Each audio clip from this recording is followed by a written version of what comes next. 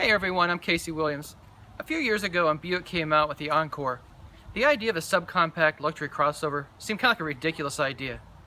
But it's been followed by vehicles like the Mercedes GLA, the Audi Q3, and the upcoming Infiniti Q30. So the subcompact luxury crossover that kind of started the whole thing is even better than ever. Let's go take a look at it. The basic architecture of the Encore is shared with the Chevy Sonic subcompact and also the new Trax crossover, and that extends to the engine and the powertrain. So under the hood is a 1.4 liter turbocharged 4-cylinder engine, delivers 138 horsepower and 148 pound-feet of torque. So that's enough power in a vehicle this size. It's a little underwhelming when you've got all-wheel drive like this vehicle has, but it's enough. And with the turbo and the torque, it's enough to get the car off the line. There's a new sport version that's coming out this year that adds about 15 horsepower, and that'll be much appreciated. But in the configuration it is 23 miles per gallon in the city, 30 miles per gallon on the highway.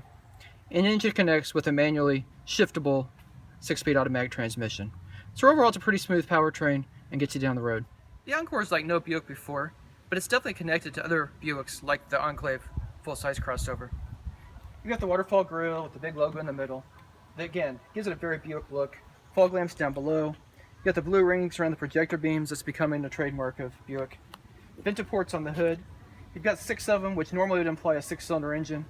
In this case it's just a 4-cylinder, but look kind of goofy if it's just 4 up here. 18-inch alloy wheels, and the big wheels do kind of help the tall proportions actually look a little more planted over the wheels. And the rest of it's just very graceful, very European looking. Like the window comes up. I also like the little crease here, kind of gives it some definition. Come around the back, a lot of glass, manually operated hatchback. And there's actually quite a bit of space back here. It's well carpeted, it's beautiful. Back seats fold down, and you get quite a bit of stuff in here. Well, the interior of the Encore, especially with our upgraded package, I think is as nice as any subcompact crossover in its class. I like this color combination. You know, when you survey different people, if you're, men tend to think it looks more like saddle and more like cowboy leather. Women think it's more like their purses, but I like the color combination. I think it's very nice and the contrast. And everything is, pretty well made. I don't go for the fake wood. I think that's just a little bit tacky. But the rest of it's very well made, very nice. Everything's padded. The doors are padded. And again, it just feels expensive. Steering wheel's fantastic, feels expensive. And it's really loaded with a lot of features too. You've got dual zone automatic climate control. You've got heated seats. You've got a heated steering wheel. You've got navigation. It's got the backup camera on it. And some other safety equipment. It's got lane departure warning system for collision alert. And it's got the proximity beepers front and rear. So it's really got a lot of stuff on it for a small car. This one also has automatic wipers, cruise control, Bose audio system on it. And then it has a noise canceling system through the Bose system that really does kind of hush a lot of the sounds out on the road. So it sounds very quiet when you drive it. I like one of the advantages of having a really tall body is it gives you a lot of interior space for 4 people. So 4 can get in very comfortably. And you still have a vehicle that's very maneuverable, very easy to park in tight parking spots.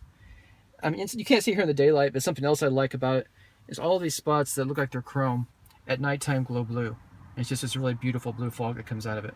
So again, I think it feels very expensive for what it is.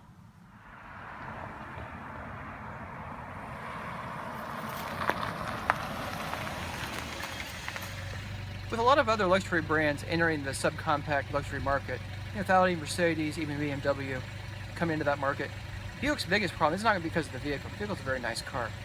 But they're trying to compete with those guys with the Buick brand. That's the real challenge. But when you get back past that brand and get in the vehicle and go for a drive, I think you'll find a lot to like. So the vehicle starts just under $25,000. Four-wheeler like this one, just under $35,000. So until next week, storm forward.